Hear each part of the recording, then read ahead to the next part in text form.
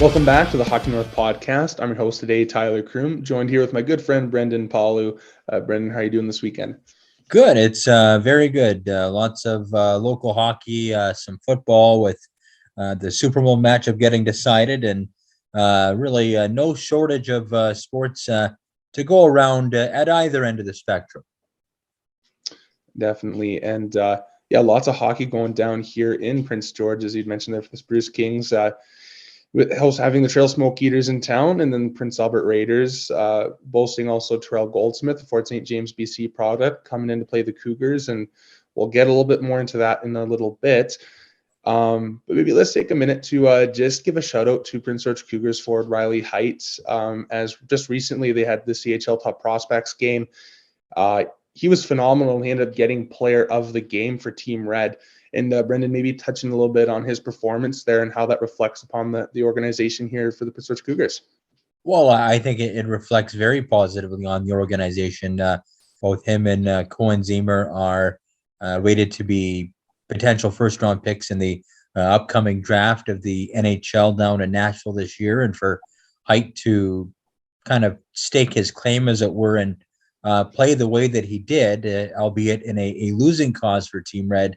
I think speaks very, very highly of his current stock, and I'm sure it's going to rise a little bit more, not only after that game, but heading into the rest of the season. Both him and Zemer are going to be relied upon heavily by the Cougars to try and climb up the standings, as it were, in the final half here of this WHL regular season. Definitely. And also playing in that game was McBride BC product Tanner Molendyk, currently playing for the Saskaton Blades of the Western Hockey League. He is one of our guests here on this week's episode of the HockeyNorth podcast, and maybe touching a little bit on how he did over the weekend. Yeah, Tanner, lots of ice time, of course. It's a bit of a different style of game because you want to get everybody sprinkled in onto the ice in terms of the action, so that everybody kind of gets a fair shake in terms of ice time. And look, see, there is no shortage of scouts in the building. And I thought Tanner, like a lot of the players, asserted himself very well on the ice and did his home community of McBride proud in that matchup. Awesome. And I think it's a good segue here to head into our Northern Athlete breakdown across the junior ranks.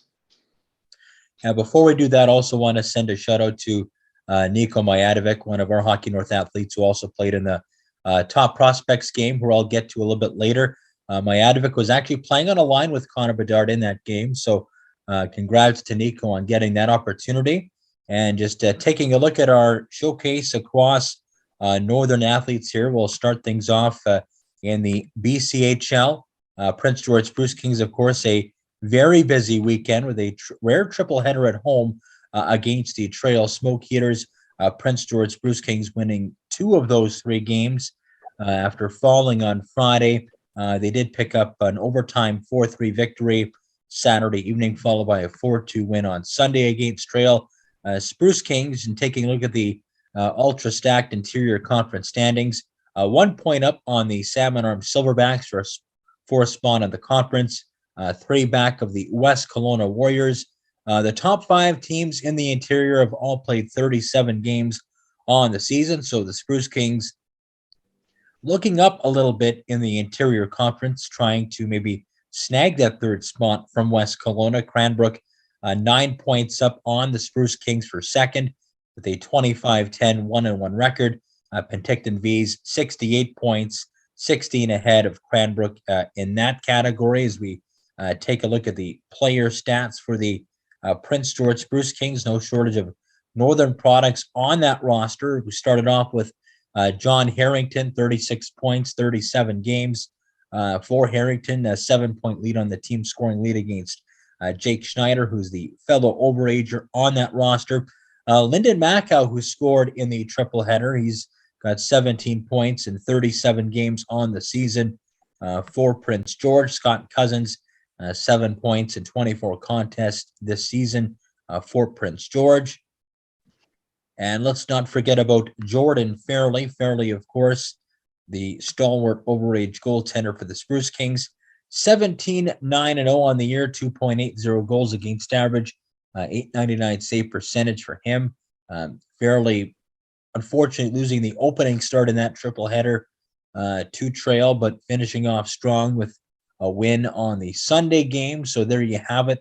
Roundup of the Prince George Spruce Kings.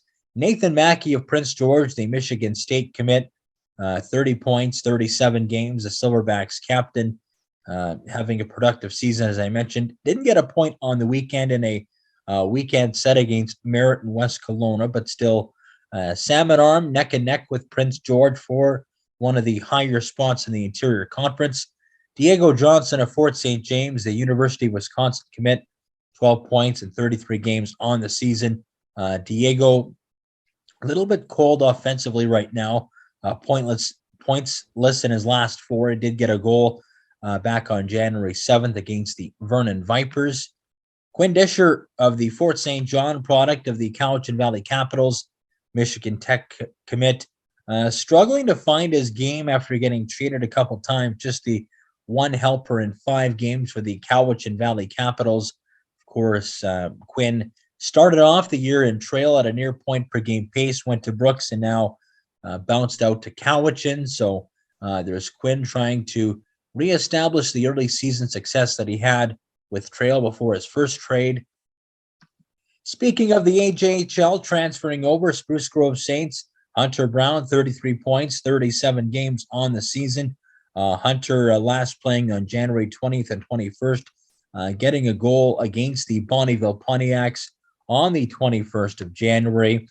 Brophy Dunn, 4 goals, 7 assists, 37 points for the Spruce Grove Saints. He last played on the 25th and the 27th of January, was held off the score sheet in both contests for Spruce Grove. And of course, Decker Moinchin of the Grand Prairie Storm, the former Cariboo Cougar and Prince George product, 7 points overall on the season. Decker had a productive weekend last weekend with a goal in the 13th against the Calgary Canucks, as well as getting into the gritty part of the game against Black Falls at home, picking up 15 penalty minutes.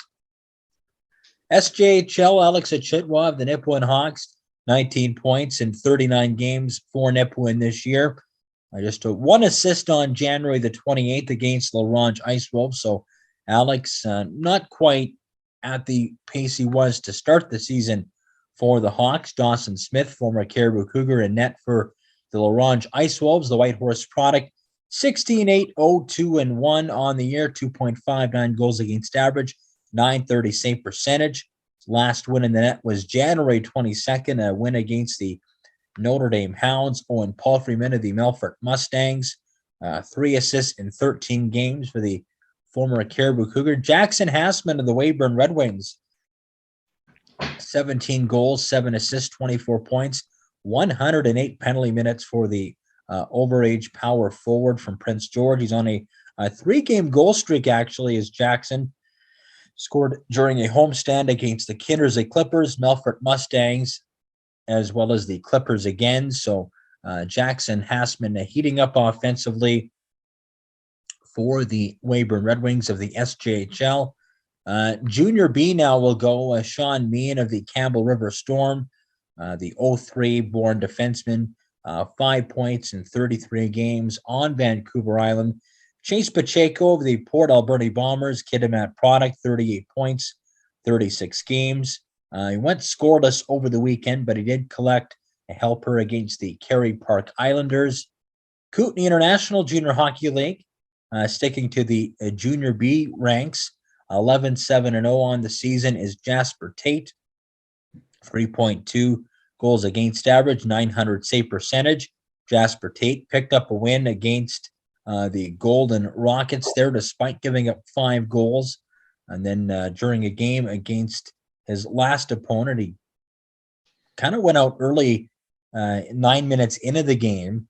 So I'm not quite sure what happened there, but hopefully it's not injury related. But for the Osoyoos Coyotes, no shortage of northern products on that team, and they're mostly on the offensive side of the puck. Jack Henderson of Quesnel, 63 points in 33 games. Carter Yarish, 62 points in 32 games as the former Cariboo Cougar and Seattle Thunderbird draft pick Yarish neck and neck with his teammate Henderson for the scoring lead. Ethan Flores on the back end, 19 points in 36 games. Zach Leslie, D partner, 12 points in 26 games for Osoyoos. And Kenny Giroux, the Prince George product and former Cariboo Cougar goaltender, 12-4-0 on the year, 3.05 goals against average, and a save percentage just over 900.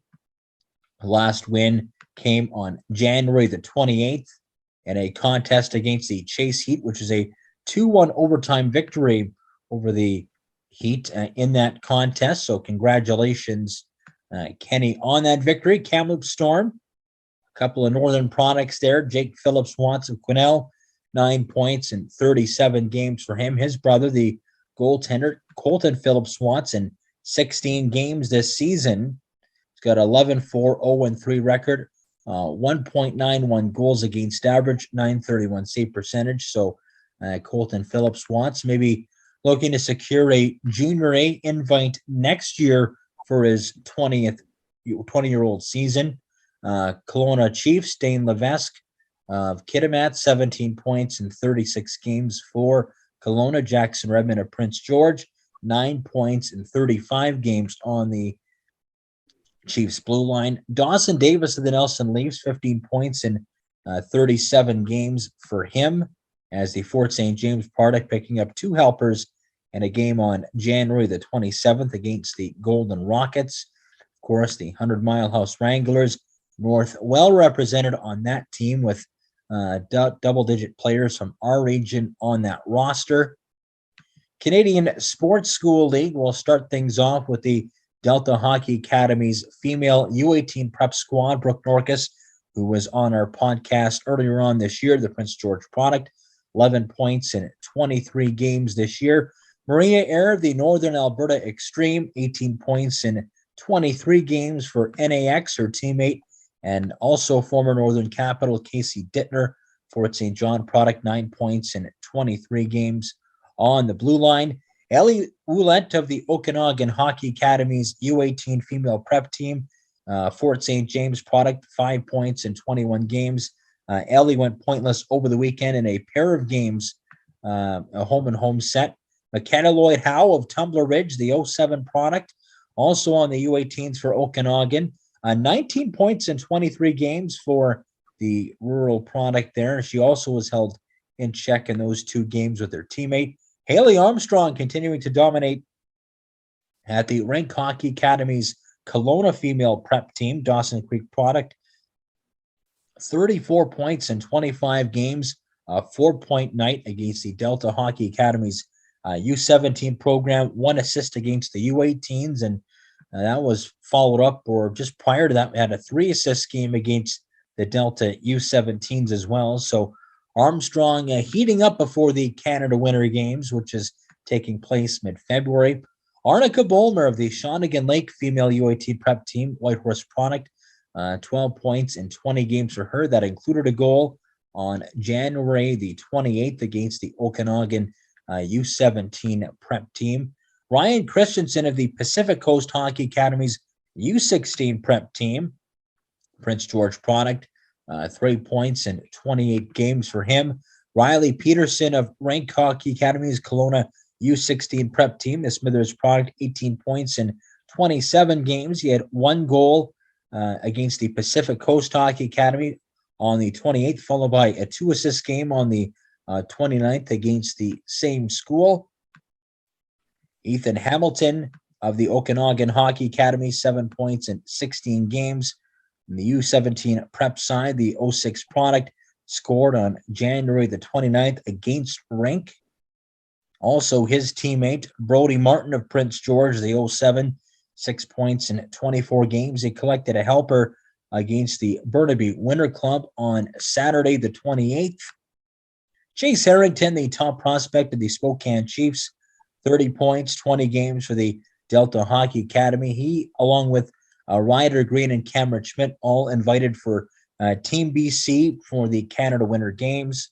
So they'll be representing the city proudly later on next month. Chase, of course, 2 assists over the weekend in a game against the Pacific Coast Hockey Academy.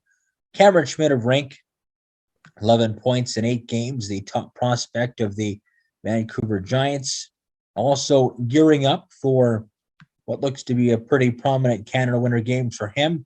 Western Hockey League was a good weekend for Carson Boulder of Smithers, the overager of the Kelowna Rockets, had a hat trick and a helper on Saturday in a 5-1 victory over the Vancouver Giants. He was held off the score sheet the night prior in a loss against Vancouver down at the Langley Event Center. Hayden Smith of Chetwynd of the Lethbridge Hurricanes, having himself a recent hot stretch here for Lethbridge, as he's now up to 13 points on 47 games on the season. Smith actually got a hat trick against the Edmonton Oil Kings in a 10-2 victory on Sunday, followed by 1 goal and 1 helper against the Winnipeg Ice at home on the Friday. Caden Brown of the Prince George Cougars, 19 points in 42 games. Brown did not record a point in the loss against the Prince Albert Raiders. Skipped over Mikel Marquez of the Lethbridge Hurricanes. He is, of course, a teammate of Hayden Smith down in Lethbridge, and Marquez, 14 points in 40 games on the year. That includes a goal on Sunday against the Oil Kings. Continuing on, Fisher O'Brien, Prince George Cougars, 9 points in 40 games for him. He got in a scrap late in the Prince Albert game, pretty spirited scrap inside the Raider zone.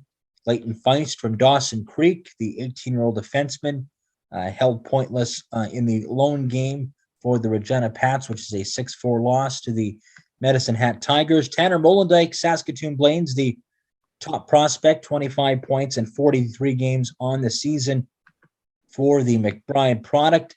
1 assist on Saturday against Calgary, which is an overtime victory. Niko Majadovic, who we touched on earlier, 34 points in 43 games, Prince George product, went pointless over the weekend in games against Spokane and Portland. Last but certainly not least, Ethan Semenuk of the Vancouver Giants, 18 points, 32 games for him this year. And he was also held pointless in the home and home against the Kelowna Rockets. Awesome. And thank you very much for that recap on all our Northern athletes here, Brendan. And we're going to head into our Cariboo Hockey Weekly Report.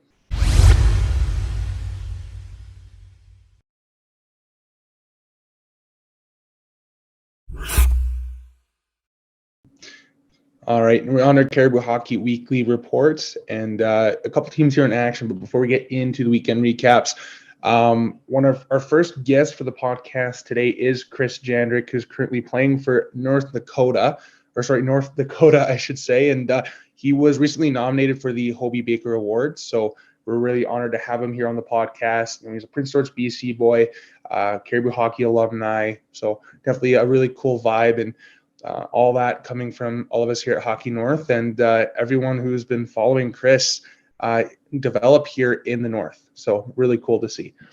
And with that, we're going to head into our weekend recaps here. We'll start with the U18 AAA Cariboo Cougars.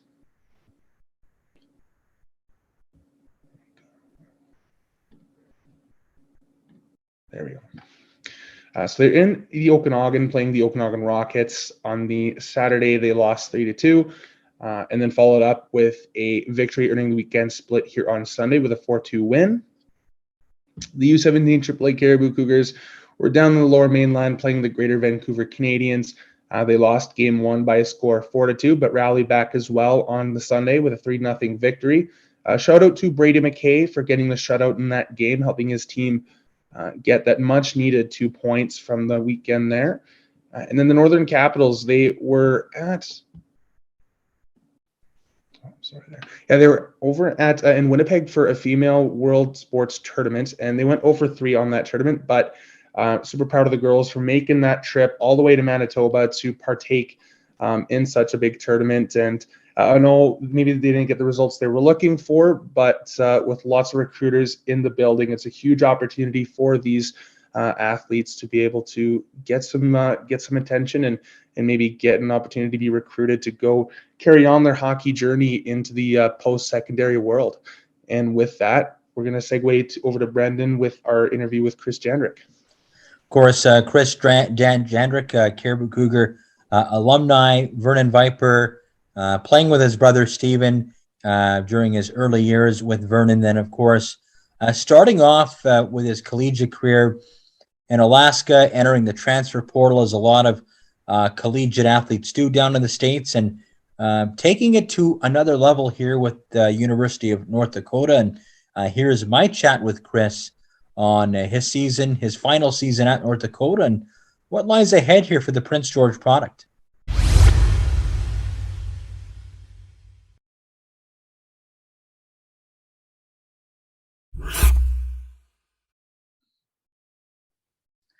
Programs like the Cariboo Cougars have put forward many players that have starred at the junior A and NCAA levels over the vast many years that I've been affiliated with them. And one of them with me now on the Hockey North podcast is none other than Chris Jandric, Prince George product, also a former Vernon Viper, and is now starring in the NCAA at the University of North Dakota. Chris, welcome to the podcast.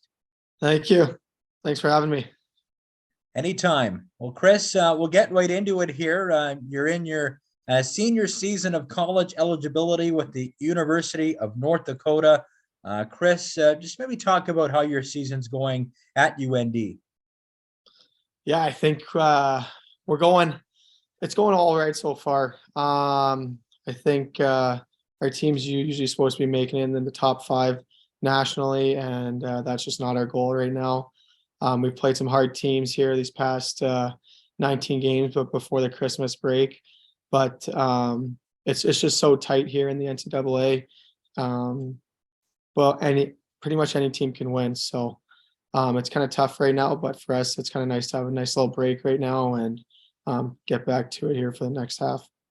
You talk about how tight things are. Just maybe touch on the conference that you're playing in, and as well as the quality of schools that you're playing against. I know that you have some lofty goals, as UND has a tradition of winning, as do a lot of high caliber Div 1 schools. Just maybe talk about what you're up against. Yeah, I think our first couple weekends we played Minnesota and then Denver, and I think combined there was 24 drafted players playing in those 2 weekends. So and that's each weekend. So I know it was 24 one weekend, then maybe 20 to 22 the following weekend. So it's just a fine line, It's just like the NHL here. They definitely groom a lot of players from this NCAA, which is the league that we're in right now, and it's just a battle. They call it the gauntlet here, and any team can beat anyone here. So I know we end up losing a game to Miami, who's a lower team in our conference. So that just goes to show that anyone can beat anyone, and even some other teams right now that are in the lower seeds right now that are usually up higher. So. It's crazy right now, but it's been lots of fun. So you talk about a lot of the NHL caliber draft picks that are on a lot of these rosters. How do the playing against players like that push you to become a better player, Chris? I think it all started last year. Having Jake Sanderson on our team, I think he was 4th or 5th overall in the 2019 draft. So watching him play, and then trying to take some stuff that he does as well. So he's playing lots now in Ottawa. I think a couple times throughout the year he's logged the most minutes back on the defensive side. So he's right there in it. So I think you can just see yourself in those shoes one of these days, because it is just such a fine line to get in there. What did you learn from Jake the most in playing with him? Yeah, I think it's just your poisey with the puck, being calm and knowing that there's always an out there. He does, and he moves his feet so well too. So I can't really just say one thing, because he does so many good things out there. But I think for him is just having the patience with the puck and knowing that there's always an out there. Now, this is your second season at UND. You actually transferred right after the pandemic canceled the season in the NCAA. You started out at Alaska Anchorage your first 2 years in the collegiate ranks. Just maybe backtrack a little bit, talk about your first 2 years there, as well as the decision to transfer to UND. Yeah, no, I know in the Cariboo, Justin, it says Anchorage, but it's actually Fairbanks. So yeah, no, we got recruited when we were in juniors. I know it was the first 2 weekends of the season in juniors, and that was the BCHL showcase. And I think maybe a month after, my brother and I went and visited up there, and we didn't know much about college hockey, but we thought it was awesome. My first year there, I played lots, and that's just the thing is like I was a little bit underdeveloped, I would say, at that time, being a young kid growing up and still small and trying to still grow into my body a bit. And I think there was lots of opportunity for my brother and I to play. And I think it helped out a lot that the coach there had belief and trust in us. So played us lots those first 2 years. Played a lot of good teams too. Obviously, it's not like the NCHC, but Minnesota State always goes to the tournament, and there's some other teams too, like Bemidji State ended up beating Wisconsin maybe 2 or 3 years ago. So there's definitely teams there that have the ability to make it to the tournament and win it. So just playing it as much as possible, I think, was my biggest thing, was just getting to understand college hockey a bit, and then just having that opportunity to play as much as possible, because that's kind of when you improve. Yeah, you posted up some pretty good numbers with Alaska Fairbanks there, as you mentioned, playing alongside your brother, who's a couple years older than you. Just maybe talk about how important that was for you to kind of go together as a package, because you both played in Vernon together with the Vipers. Just maybe talk about how an easier adjustment it was to college life, knowing that you had your brother with you. Yeah, I think it's a big adjustment. Starting out in midget with Cariboo there, and then ended up going to Vernon. So my brother kind of knew about the billets and me moving away from home. So it was kind of nice that we were able to stay together at a billet and then play there. But I think it kind of all started when I was younger. Like every second year we'd end up playing together. So it's kind of nice having someone that you know right away on the team, and being able to rely on him a bit. And then he even kind of pushes me a little too hard sometimes, but it's been awesome though.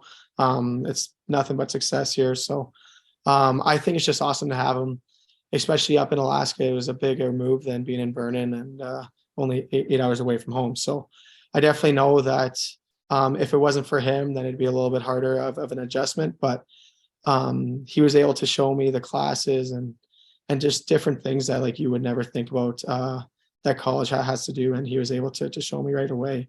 And it just made my transition, I think, a lot easier. I kind of knew what was happening rather than the other freshmen that didn't have a brother that was ending up playing on the team or even playing college. So I think for him telling me what I was to be expected was a big thing for me. Is you always have to work hard and kind of improve each and every day. Mm-hmm. What was life like in Alaska? You know, I've seen some of the TV shows. You see a lot of the outdoorsy things that they do out there. It's a little bit different than some of the other states. What was it like, and did it remind you of back home a little bit? Yeah, it was a little bit like Prince George. It was pretty cold though. It was more like a dry cold rather than a Prince George kind of wet with a lot of snow. I think up in Alaska it was a lot less snow, but you have that dry cold, and you can definitely feel that it's minus 20, 30s out right away. But yeah, I think the biggest thing for me was kind of the travel, because there's only one other team in Alaska, and then you had to travel down to the lower 48 states. So I think other than playing Anchorage twice a year, which was only an hour flight, you had to fly 4 hours to Seattle and then another 4 hours to Minneapolis. And then you had a bus to one of those towns that had the college. So I think for me, it was an awesome opportunity to play lots. And even my brother, he played lots and had a lot of success, but that travel was tough. So yeah, I think it was awesome though. We had a lot of cool experiences and still friendships that we're gonna still have for the rest of our lives. Like I still keep in contact with a bunch of the guys there. So yeah. Most memorable on ice moment while you're at Alaska there? I think winning the Governor's Cup. I think it's been 11 straight years so far. So hopefully these guys here don't screw it up this year. But I think they're up 2-0. So yeah, I think just winning that, I think it's a big culture thing for the group and for the community as well. So they definitely want to back it up and show that UAF is better than UAA. So I know it's a big rivalry game that goes on each year. You talk about the arduous travel that you endured while at Alaska, and because you're so further north than a lot of the other states, did it kind of remind you of a lot of the lengthy bus trips during maybe some of your minor hockey days growing up in Prince George and across the north? Did you feel somewhat acclimated or used to it because you've kind of already done it? Yeah, I know. Always going to Vancouver, Kelowna, Kamloops. It's always 8 hours or 6 hours away that you had to go, or even Edmonton. I think Grand Prairie was probably close at 5.5. So, yeah, no, those trips definitely reminded me of home. So that's why here kind of reminds me a bit of Vernon. Here it's only 2 hours away, half an hour.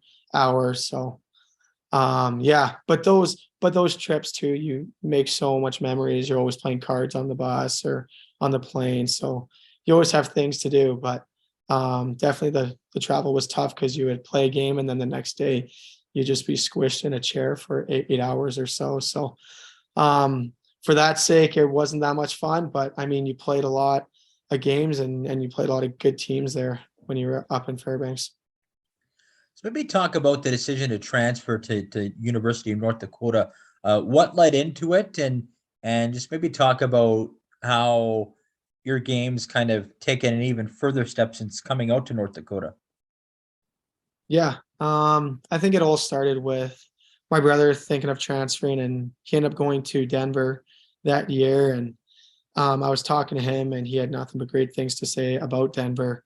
And I was like, okay, well, it ended up being COVID. And that year we were supposed to play. We had everyone on board to play. We were supposed to do a bubble. The NCHC ended up doing a bubble in Omaha, which had all 8 teams stay in Omaha and get tested. And they were able to have no fans and do a 20-game season before Christmas break. And the WCHA, which is now the CCHA, they didn't end up doing any conference play. So I was kind of questioning myself if I should continue here, because I knew that COVID wasn't going to be around for less than a year. I knew it was going to be more than two or 3 years. So I ended up taking 8 classes each semester. So I was, I think, 24 credits a semester to graduate early. And I threw my name in the transfer portal, and I had a couple teams talk to me.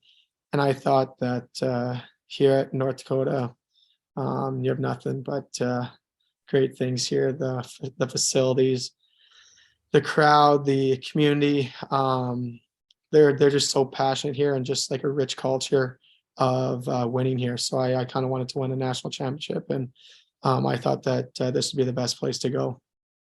Yeah, just taking a look what's behind you there. You got Jonathan Taves and several other pros that have played at UND. There's quite a tradition there. Just maybe talk about how raucous of a crowd it gets at home at UND. I've heard it's pretty special. Yeah, I see. I think we've sold out maybe once or twice this year, but we average around 12,000 fans a game. I think we sold out at 13,000 when we played Denver. But it's crazy here. It's not only the fans, it's the student section as well, and the band. So that's, I think, is what the cool part is compared to juniors is you have a student section, you have a band here, and they're always yelling. And I just think it's more of a home ice advantage rather than playing at the junior level, where it is just fans there. There's always students heckling you, and the band is always there to make a bit of noise when there's a big hit or a goal or something happens during the play. So I think the community is awesome. They're always backing us up, but sometimes right now we end up losing a couple games, and they kind of throw some stuff out on social media. So they're pretty passionate, but you try not to think about and look too close into those posts. But it just goes to show that everyone's so passionate about the team and just wants you to win and wants the team to win and be successful. So I think by far the coolest place to play in college. I think we have the most attendance here, and it's definitely an advantage for us when we play here at the Ralph. Let's backtrack a little bit to your earlier memories going up through Prince George minor hockey. Just maybe talk about some of your earliest minor hockey memories, and and just maybe some of your biggest influences growing up while kind of coming through the local ranks here in Prince George. I would imagine your older brother Stephen was arguably your biggest supporter and influencer growing up, but who are maybe some of the other people that kind of help push you along the way? Yeah, I think it started when my first year midget ended up, I don't even think I tried out for Cariboo, but ended up playing AAA then. In my second year midget, I was with Brian Toll, and I was with a couple of other guys like Jeremy Gervais, who's still playing now at Lake State. And I think we just end up pushing each other as much as possible, knowing that we almost have that ability and we can get to that next step. So I think that we pushed each other lots throughout that midget AAA year, because I know I got cut Cariboo my second year. So, and I just think that that's goes show that like you don't always have to be the best player growing up to succeed. I think you have to get better each day, each and every day. So I think for me, being a smaller guy growing up, even in Pee Wee, Bantam, and midget, I had to work maybe more on the skills a little more so that I could use that to my advantage until I decided to grow and kind of fill out. So I think for me, and even in those midget years, I kind of filled out a little bit, maybe like 5'7", 5'8". And I think Renzo Bears, I think RJ Barry has taken it over, but that hockey class there has been awesome. You skate with the team, and then you skate with Renzo as well in the morning. So the mornings is with Renzo and you do skill stuff, and then the team is with your coaches afterwards. So I think that had a lot of development for myself. I think it was huge for me just being on the ice all the time. And I think that just goes show here, like we have the facilities as well. You have 3 ice surfaces, you have a shooting room, you have whatever you want here to get better. So I think if you want to get better, there's the opportunity to get better. And I think a couple guys took it as a beneficial fact for them and decided to improve their skills. So I think for me, I tried to get on the ice as much as possible. I know my second year, I ended up getting cut, like I said, and I was on the ice with Cariboo, and then I ended up practicing with that mid AAA team afterwards. I think 2 years, or sorry, not 2 years, but 2 hours after. So I would run home quick. My parents would feed me, and then I'd come right back to the rink. So I ended up skating probably, I think, 5 hours a day that second year midget. So maybe talk about, your brother Steven. He's a couple years older than you. He's playing pro now in the AHL with the Springfield Thunderbirds, also suiting up with the Worcester Raiders of the East Coast League as well. What's maybe the one thing that he impressed upon you when going through your college journey? He played obviously with him at Fairbanks, and he played Denver, then Merrimack. He's played at a few places. What's kind of the one thing that he kind of taught you that you tried to emulate? I think just work hard and get better each day. And I think that's a huge thing. I know that when we were growing up, I would say we were maybe top 5 on the team each year, but we never the best players. But I think getting better each and every day. I know that he works hard, and just taking that and looking that and seeing that he is in the AHL now, and seeing that, okay, well, maybe if I work a little harder, maybe I can get there as well.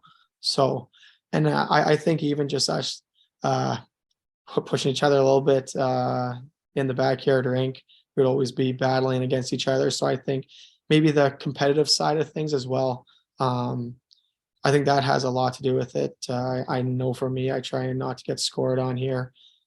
So I think that's a big thing that I'm trying to work on, is my defensive zone a bit. So I think trying to be more competitive in that side of things, and then just worry about the offensive zone when that time comes. But I think just the competitive nature between us is huge. I know that we definitely don't like to lose. So I think that's definitely one thing that I've taken, is just the competitive side and just working hard. Just maybe talk about going from the Cariboo Cougars to the Vernon Vipers after your last year with Cariboo. I know Stephen had a cup of coffee there with Sam and Arm before signing with the Vipers. Just maybe talk about, the move down to the Okanagan there, and how you took your game to yet even another level after graduating from Cariboo and then transitioning to the junior A ranks with the Vipers. Yeah, I ended up watching a couple of games when he was with Salmon Arm, and they just weren't really treating him right there in Salmon Arm. So just once again, a rich culture with Vernon winning so many championships there, and just being so close to every other team. Like the traveling was so nice there. And then for him, he played there last year, and then I ended up going with him. We stayed in the same billets, and he ended up being the top scorer that year. And for me, I think the first couple of games I struggled with the transition a bit, but I think if it wasn't for him, maybe I would have got traded right away. But he ended up helping me out and kind of getting me through those first couple of games, and then I ended up finding my groove a bit. And then yeah, I think it worked out for the best that we both went there. And then he was like I said, like he was just showing me the way, just telling me what to expect. Don't get too hard on yourself. Stuff happens. And they just had so many defensemen that year prior, and they committed a lot. So I think they had to cut some committed guys. So that's why I was kind of worried about going there. And I struggled for those first couple games because I was so nervous about getting cut. But they ended up keeping me, and ended up trading some guys that they had the previous year. So it's kind of nice to see that. And then like I said, found my groove and just proceeded from there. Mm-hmm. And of course, you had 30 points in your last season, 21 points in your first season there. You had a couple of semi-deep playoff runs. When did you know that a college scholarship was a possibility for you? I know you touched on the BCHL showcase going down with your brother. Was it at that point, or did you kind of feel later on in either your rookie year or your second year, you kind of figured you had what it take to be a college hockey player?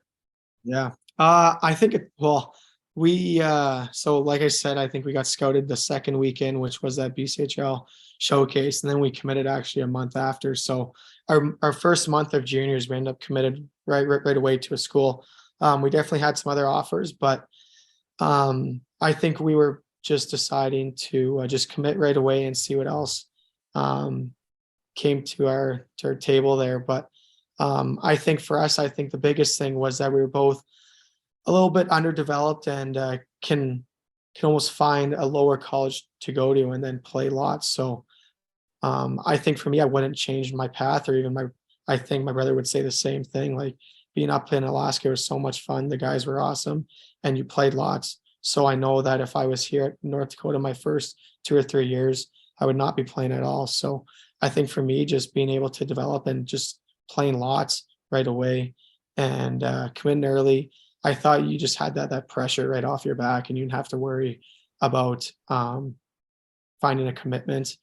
I know there was some maybe question the 20-year-old year, oh, do I go back and try and decommit and figure something out? But if you got hurt or whatever, like your first couple of games in, you don't know what would happen. So I think for us, the best case, and like I said, is just went up to Fairbanks, played lots, and the coach believed in us and we believed in him. So I got nothing but great things to say about Alaska, but I'm kind of fortunate that I'm here now in North Dakota.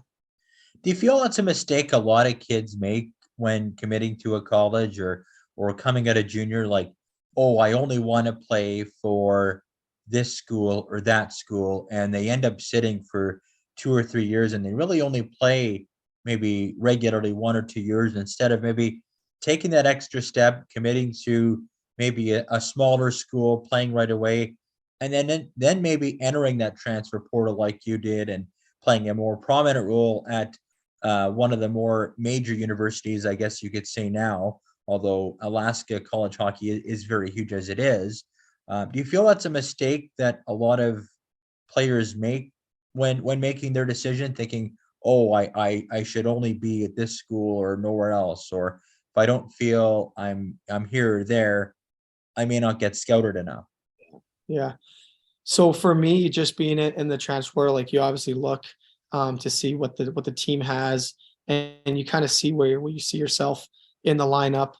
And I think for my brother and I, like I said, just not being fully developed yet, going to a school like Alaska and then working our way and getting the improvement is huge. And I think that's goes show for a lot of kids too, because I know our freshmen here, all four were drafted, and one was drafted in the 4th, the 5th, and then actually the 2nd round in the 7th. So all four of our freshmen are drafted. So I think me being a 5th year now, it wasn't given to me that I was going to get more ice time or anything, just with freshmen coming in that are so good. So I know even like the sophomores and juniors, like you expect to get more ice time each year because you are older, but that's definitely not the case. So you got to each time in the day and on practice, whatever, just get better, find the little things that you can do to improve your game, because it's not always guaranteed that you're going to get more ice time each year, and that you do commit to a big school that they're going to look for you and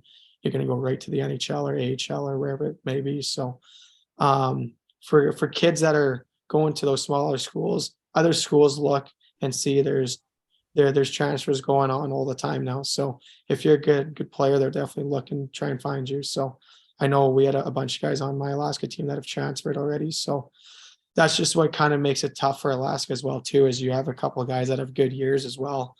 And then they transfer out their 3rd and 4th years. So it's kind of hard for that program to always be good because their best players are always leaving each year. So, but that's just the way it is right now in college hockey with the COVID year going on. Yeah. Now you're 24. You're obviously in your 5th and final year of college hockey in the NCAA. You're not drafted. You'd be considered an older rookie by NHL and pro standards at 24. What are your options? How far do you want to go with the game still? Do you want to go ECHL, AHL? Do you still want to get to the big show? Or do you kind of see yourself playing, 10, 15 years like a lot of guys playing overseas? Yeah, that kind of all depends on what the contract looks like at the end of the season here. Obviously the goal is to make it to the NHL. And there's just so many connections here. I know the coaches have so many connections. So if you're playing well and you have a good season, there's going to be a lot of teams looking at you. I know that my agent has been talking to a couple of teams and yeah, so it's it kind of all depends on your season right now and how well you play. And that goes to show that your team has to go far as possible too. If you're playing on a team that doesn't go far in playoffs, the scouts kind of question why that is. And I know here in North Dakota, we kind of have a culture of going far. So they kind of take that into perspective as well, as that we have so much depth on the team that anyone can play any position. So yeah, it kind of all depends on this, on the end of the year and the scouting. And if you're good enough, they'll find you. So what's your final personal goal or team goal for this year? Yeah, I think just winning a national championship would be pretty cool. I know we started picking up to the second half here of the season. We ended up winning these 2 games before Christmas, and that was huge for us. But I think kind of just getting on a roll here and making it to the tournament, and then try and see how far we can go, because scouts definitely look at teams that go far. So I know that there's a couple of guys last year on one of the teams that are in our conference that they signed them right away because they went far in the tournament. So I think for us, the team has to have success in order for some of the individuals to have success as well. Well, Chris, thank you very much for taking the time to join me on the Hockey North podcast, and maybe we can do this again in the not too distant future. Absolutely. Thank you for having me. All right. Thanks, Chris.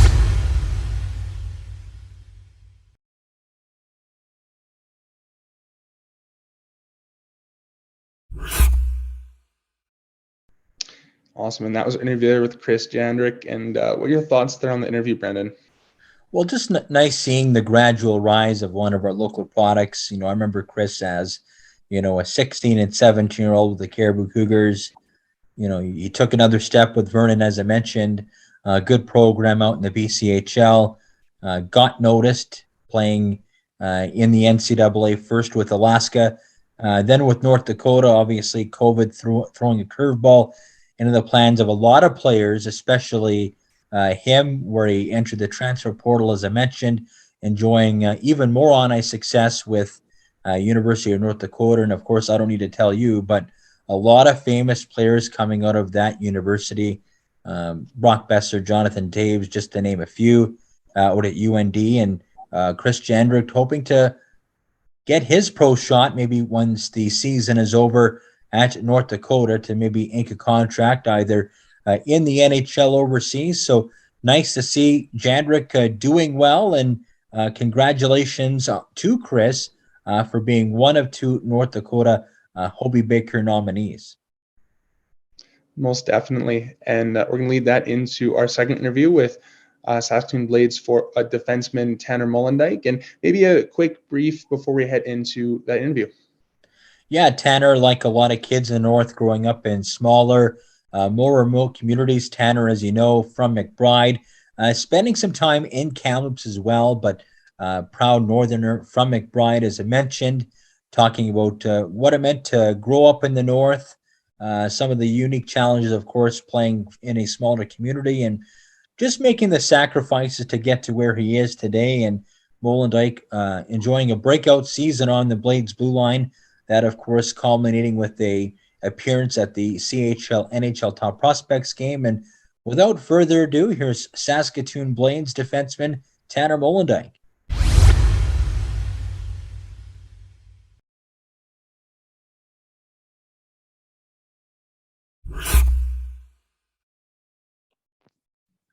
From McBride to the Bridge City, Tanner Molendyk is lighting it up on the ice for the Saskatoon Blades of the Western Hockey League.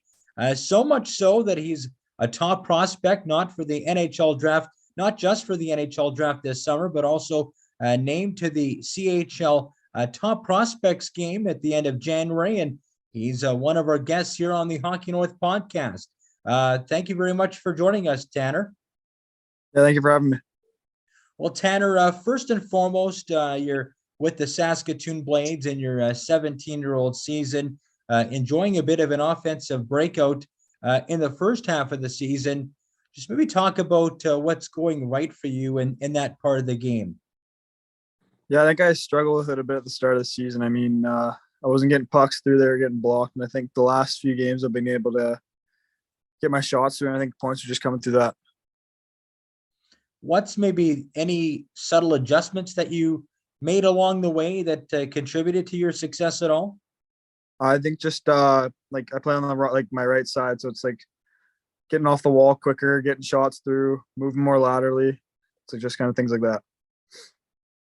Now, you're from McBride. You played your minor hockey in that smaller community in the northern part of the province. I guess just maybe talk about some of your earliest hockey memories in that area, and just maybe at what point did you figure you had a chance to play hockey at a really high level? Yeah, I think I played for till first year Pee Wee, I think, in McBride, and we had 13 guys and through Valemount and McBride, so it was kind of crazy for that. And I think my first memory was my parents and my grandpa taking me out on the old McBride rink, and when it was freezing cold, and get me first skating when I was like 3. So that was pretty sweet. And then I think my first year in Prince George was when I think things started clicking when we played that development year. I think that was when things started to go right. Yeah. And then, of course, you got drafted by the Saskatoon Blades in what is now called the WHL Prospects Draft. Just take us through that process there, and were the Blades maybe one of the teams that pursued you the most? Yeah, I mean, we talked lots coming up to the draft. I mean, me, Colin, Steve Hildebrand, we all talked a lot, and it sounded like a great place. And I think it sounded like the right fit for me. And I totally agree with the choice I made. So we talk about, obviously, the transition going from McBride, and you obviously played a little bit in Kamloops and other areas of the province, like Yale Academy and such. But should we talk about from like a 15, 16-year-old point of view, moving from your home province, couple of provinces east to a much bigger center? What's that been like for you?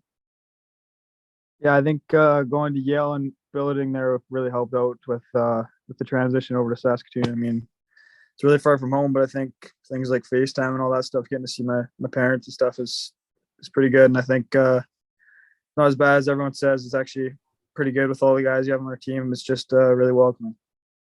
Yeah, it's a pretty nice city. It's over I think 300,000 now from what I end. What's maybe your favorite part about the city playing there? I think we have really good fans. Like it's I think they're underappreciated. They're really loud. I mean, it's a big building there, and I think they do a really good job to be loud. Mm-hmm. Now you're a top prospect for the NHL draft, rated highly by Central Scouting and Craig Button. How do you try and block out the distractions for those types of things and just focus on your on-ice success with the Blades? Yeah, I think it's just putting in the back of your mind, not really worrying about, because lots of stuff changes. And I mean, it's only something you can control. I mean, lots of people put out rankings, and I mean, you can't really listen to them because you're the one that control where you go up or down. So I think just kind of put it in the back of your mind and not really think about it. Let's talk about the type of team you have in Saskatoon. You're right up near the top of the Eastern Conference standings. You had a coaching change there where Mitch Love went pro to the Calgary Flames farm team. You have Brendan Sawney, who I remember playing in the league not too long ago. What's he brought to the table, and how has that contributed to the on-ice success of the team?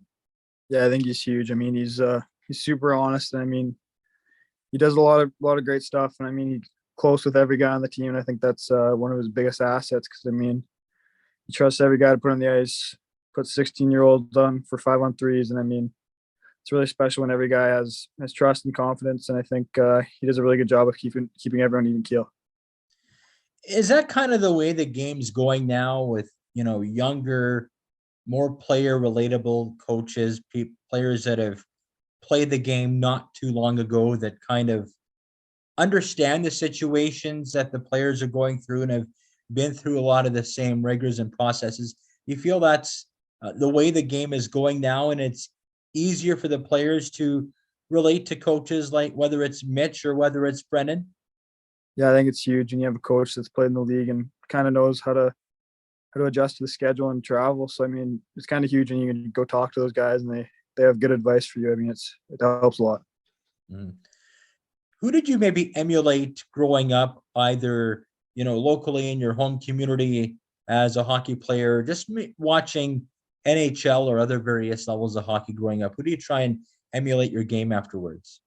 One guy I really like to watch is Miro Heiskanen on the Dallas Stars. I mean, he skates really well and he moves pucks super cleanly, and I think I like to model my game after him.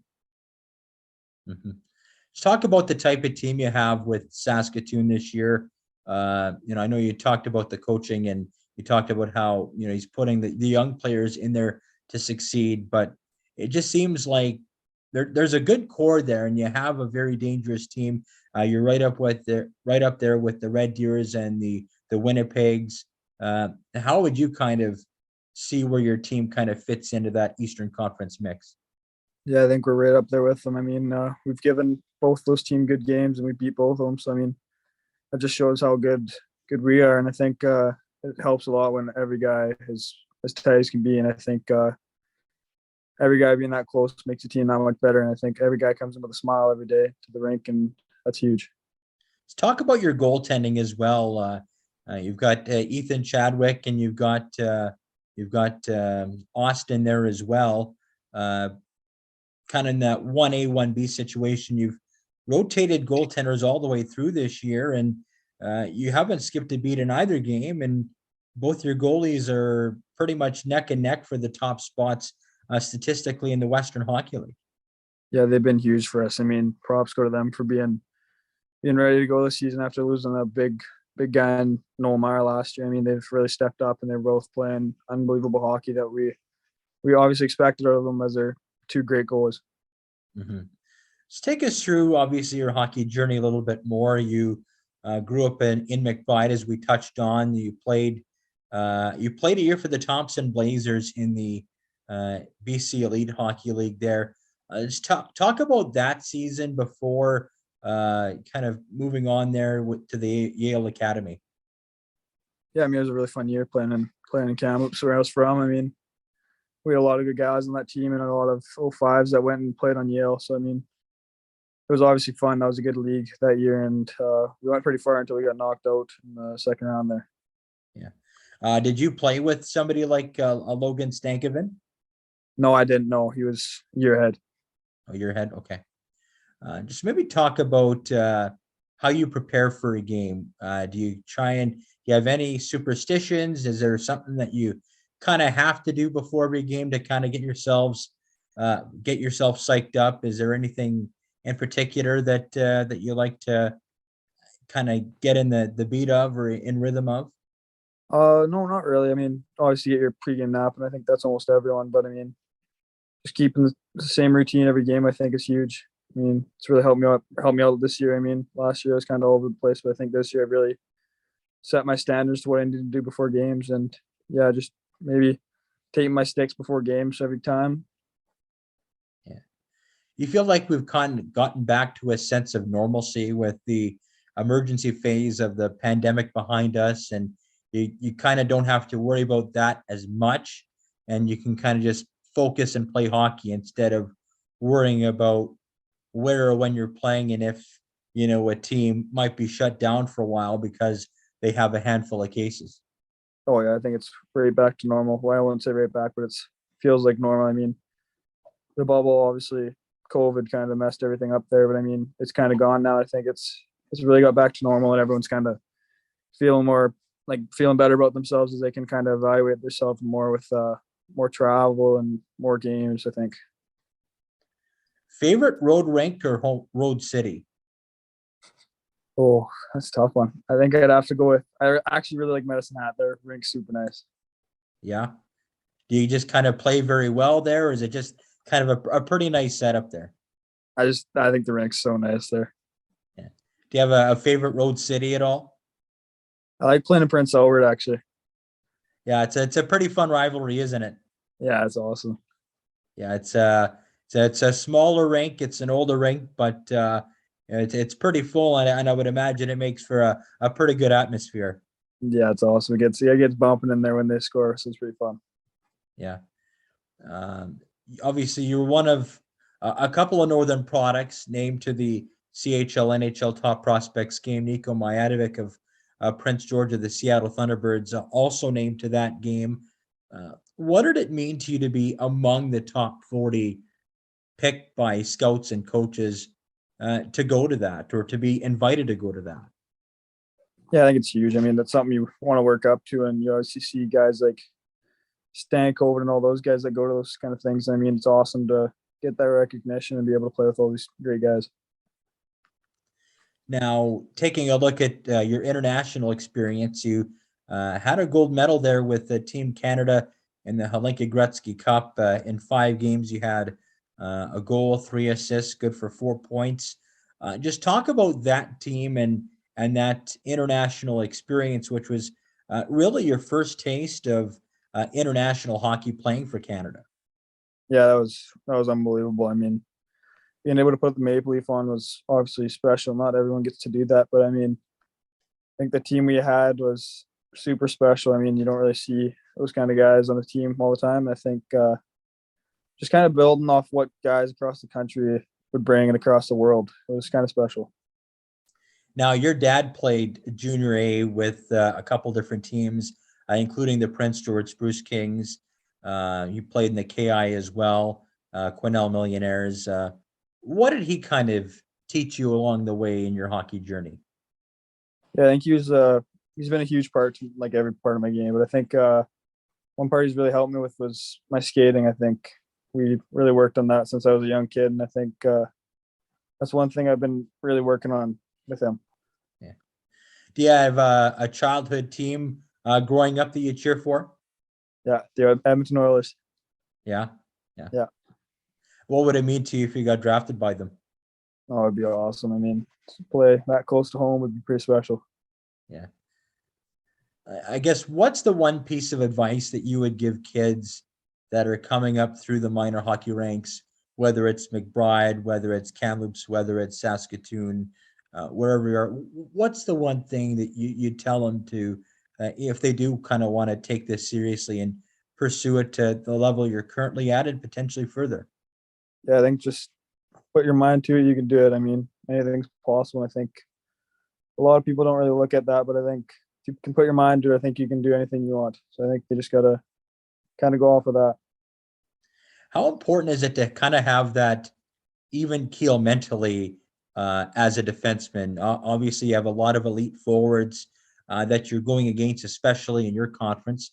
I don't need to tell you, but that Connor Bedard guy's pretty elite himself. But what's your approach to just making sure that, if you make a mistake, or if somebody beats you one-on-one, or if you kind of maybe not quite make the textbook play that you expected yourself, how do you try and bounce back and not kind of get into your own head as a defenseman? Because sometimes it feels like defensemen can be kind of left on a bit of an island there, just based on how some of the forwards can come at you there with their skill sets. Yeah, I think it's huge. Just kind of put it in the past straight away as fast as you can. Not really worry about it. I mean, take it shift by shift. I mean, once you get worked up on one thing, you kind of just keep building the snowball. And I think that's one thing that you need to kind of focus on, is just being able to be in the moment. I think trying to move past what happens. I mean, everyone makes mistakes. I mean, it happens. Well, Tanner, thank you very much for taking the time to join me, and best of luck the rest of the season. And maybe we can do this again, not in the not too distant future. Yeah, thank you so much. It was awesome. Thank you, Tanner.